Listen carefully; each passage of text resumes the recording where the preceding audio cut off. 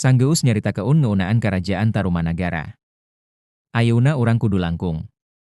Jero ngulik ngeunaan walungan-walungan anu sakral pikeun masyarakat Sunda baheula. Walungan teh lain saukur cai enu ngalir, tapi sumber kahirupan, jalan dagang, bahkan jadi lambang kasucian. Citarum walungan pangagungna Sunda. Citarum mangrupa keun walungan pangpanjangna di Jawa Barat. Ti baheula.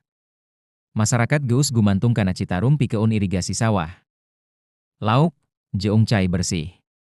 Prabu Purnawarman neun-deun jasa anu kacida gedena dina nyieun saluran Gomati anu nyambung ka Citarum. Pikeun nyegah banjir jeung ngalancar keun tatanen. Ieu kapanggih dina prasasti Tugu Cisadane. Walungan anu ngalir ke arah Tangerang nepi ka Laut Jawa. Cisadane jadi jalur dagang penting. Masyarakat ngaguna keun.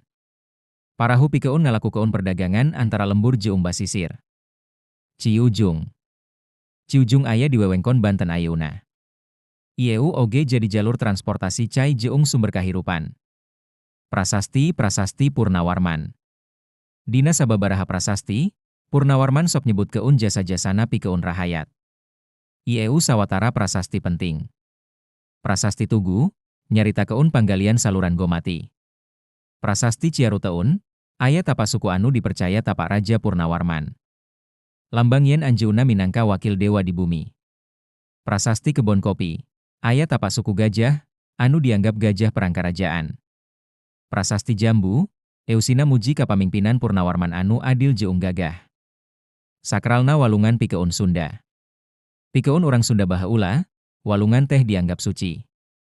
Cai teh lambang kahirupan, lambang kasucian, jeung lambang karaharjaan. Kukituna, walungan henteu meunang diruksak atawa di kotoran. Sangkan leuwih kuat, Raja mindeng ngadamel prasasti di sisi walungan. Pikeun nandaan jasa jeung pikeun ngajar keun rahayat yen kahirupan moal jauh tina cai. Warisan pikeun ayeuna.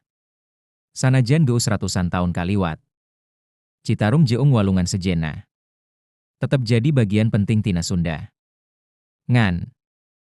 Ayeuna urang kudu nginget Dewi Ajen Karuhun. Ngajaga cai jeung ngajaga walungan pikeun generasi NU bakal datang.